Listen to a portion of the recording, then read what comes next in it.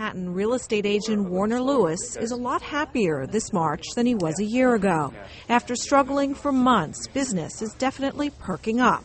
I do really feel that buyers and sellers have come together at a certain plane, and things that are well priced that are coming on are flying off. To be sure, New York City's housing market is faring better than much of the nation. But lately, even battered areas in the South and Midwest appear headed for firmer ground. Experts say super low mortgage rates and homebuyer tax credits have done a lot to end the free fall in home prices. But this month, the Federal Reserve stops holding down mortgage rates when it quits buying mortgage-backed securities. Tax incentives for people buying homes run out at the end of April.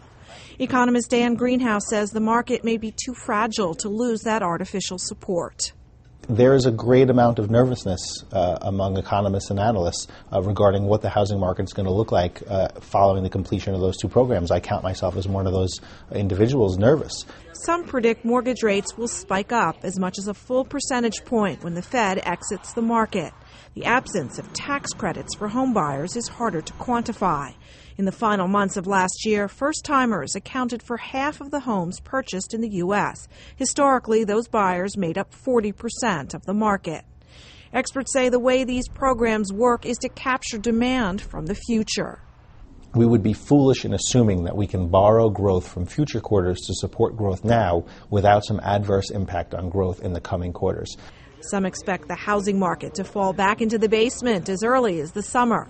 Besides higher mortgage rates, there is concern about the 3 million foreclosures expected this year. Others, like economist Greg Heym, say the end of government juice for housing will have only minor effects. In light of all the other challenges facing markets in some parts of the U.S., it's certainly something that we have to pay a lot of attention to.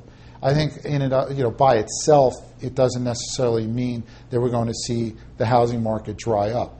Many experts predict the Fed will return to the housing market at the first sign of significant weakness if home prices and sales tumble. They say the central bank could easily start buying mortgages again. Suzanne Pratt, Nightly Business Report, New York.